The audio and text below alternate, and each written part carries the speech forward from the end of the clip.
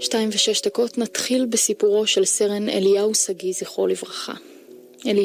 אלי נולד בנתניה, גדל בבני ברק, למד בישיבה ועזב את לימודיו למען הגיוס. הוא התנדב לסיירת שקד באוגוסט 1970, ושנה אחר כך הוא לקח חלק באירוע שעל פעילותו בו העניק לו הרמטכ"ל את עיטור המופת. אליהו הוזמן אז לגלי צה"ל לתוכניתו של יעקב אגמון כדי לספר על אותו האירוע.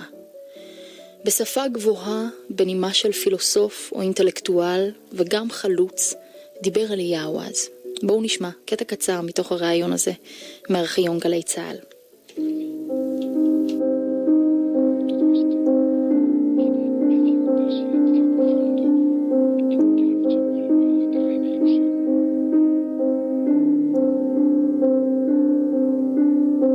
אלי, אתה קיבלת בתקופה לפני כמה זמן, אתה קיבלת את אות המופת. אולי תגיד לנו בהזדמנות זו על מה קיבלת את אות המופת. בזמנו כשעבדנו ברצועה הייתה תאונה שהתחילה בהידרדרות של קומנדקר. אני הייתי באותה תקופה חייל. אני ישבתי על אחד מצידי הדרך במורד על שפת הים, על חוף הים בנצרת, אחד ממחנות הפליטים. וחילקתי מזון לילדים קטנים, סתם חיבבנו אותם, ילדים נחמדים כמו כל הילדים. ועמדו לפניי קבוצה ענקית של ילדים, וקומנדקר התחיל להידרדר על הילדים, אני ישבתי בצד הדרך. הילדים היו קטנים ולא ראו בכלל שסכנה עליהם, והתחלתי לזרוק אותם מהדרך. בהתחלה בצעקות, זה לא עזר, הם היו קטנים, לא קלטו. ולאחר מכן פיזית זרקתי אותם. כשבאתי להימלט אני עצמי, אז הקומנדקר כנראה צבר לפני כן מהירות ולא שמתי לב לזה. והקומנדקר עלה עליי. באותו מקרה נהרגו 3 חבר'ה, ילדים קטנים. כאמור, באותו מקרה אני נפצעתי, ושבאו החופשים שלנו לטפל בי, בעיקר. אז שלחתי אותם קודם כל אל הילדים הקטנים, בגלל שבאותו רגע הייתה לי הרגשה שלילדים כמו כל הילדים, כמו האחים שלי וכמו החבר'ה שלי בשכונה. ואני אישית לא שמתי לב שאני עושה בזה מעשה גדול, כמו שהגדירו אותו המפקדים שלי, אריק שרון או כל המפקדים האלה. כיום שאני חושב על זה, שעה שאני יושב כאן בקרבות סיני, שהמטרה שלי להשמיד אויב, שהמטרה שלי להכות, לראות, אז זה נשמע פרדוקס שקשה להשלים איתו. מצד אחד, אני לפני תקופה מסוימת, אני הצלתי נוער, שכנראה היום הוא קצת יותר בוגר, ויכול להיות שהיום הוא הולך ועוזר לאלה שאני צריך להרוג אותו מחדש, אבל אני לא מצטער על מה שעשיתי. אתה בכלל מרגיש שנאה? שנאה על איש לא. פשוט יש לי אהבת העם שלי, וזה מתגבר על שנאת האויב. זה אומר שהמטרה שלי היא להציל את העם שלי. אני בכוחי ובעזרת האל, ולא מתוך שנאת האויב. זה ברור שאני לא יכול לאהוב אדם שבא להרוג אותי. וזה ברור שכשחבר שלי נופל או שפיקוד שלי נופל, אני מרגיש שנאה לכל מי שאחראי לזה. אבל ככלל, כשאני מביט אל האויב שמעבר, אין לי שנאה אליו.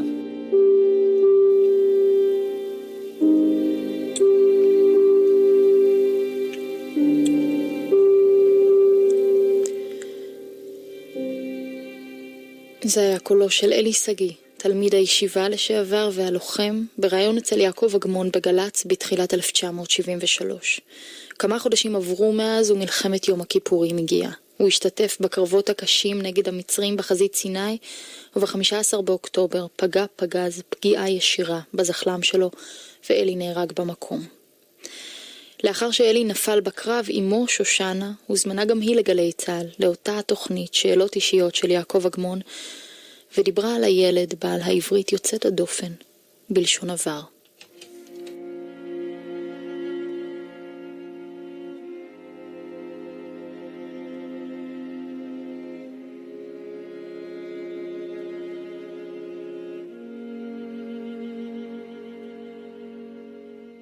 מהלידה אלי היה משהו מיוחד כזה, לא רגיל עם האופי שלו, עם הכל.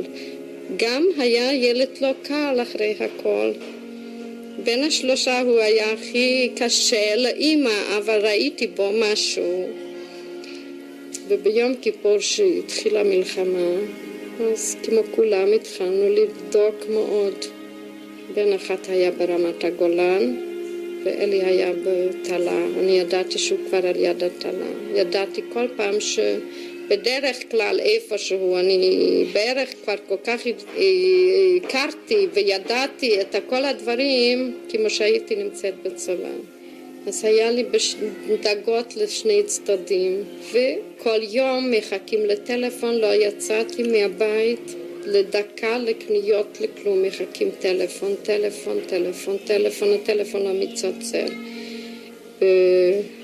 בשמחת תורה בערב, חבר של אלי נהרג בעצם ביום שני, והחבר שלו נפצע, החבר הכי טוב שלו, יעקב כץ, ביום ראשון.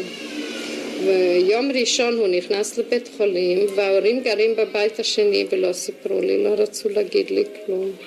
במוצאי שבת, לפני שאלי נהרג עוד, אז יהודה היה לשעה בבית מרמת הגולן, לשעה 1, והנהג של אלי נתן לי צלצול, שהוא השאיר את אלי, ביקש אותו, שהוא השאיר את אלי בשבת, ראה אותו והוא בריא ושלם ושלא נדאג. אז אמרתי, את יהודה ראיתי ואת אלי שמעתי בטלפון, אז הרמתי טלפון לאמריקה וצלצלתי. וזה היה ביום ראשון, וביום שישי... לקרובי המשפחה באמריקה. לאחות של בעלי. כן. מישהו מאוד אוהבים אותו. אהבו אותו. וביום שני אלי נהרג. ולא ידענו כלום.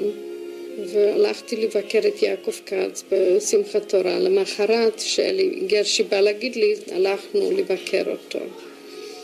אז הוא אומר השארתי תלי שלם ובריא, אל תדאגו. הוא היה פצוע קשה והיה במצב מאוד קשה. זה היה שלו החבר הכי טוב. זה נורא פגע בנו. באותו יום קיבלנו גלויה האחרונה של אלי. מה היחס שלך לשידור של הדברים שלך?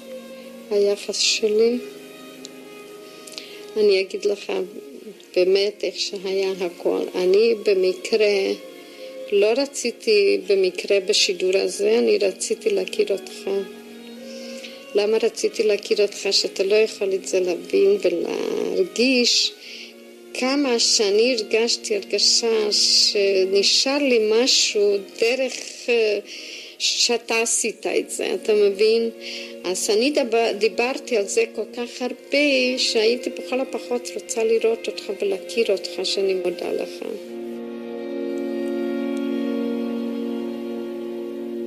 אמו של אלי שגיא, אצל יעקב אגמון בגל"צ, לאחר מותו. נסיים את סיפורו של אלי שגיא בשיר. ישנו השיח הזה על נופלים שכותבים טקסטים שכביכול מנבאים את מותם ומתארים בדיוק נדיר את החלל שנשאר אחריהם. אני באופן אישי פחות מתחברת לגישה הנבואית הזו, אבל כך או כך. זהו השיר שכתב אלי לפני מותו, בשפתו האצילית, לאחר שהיה בלוויה של חבר.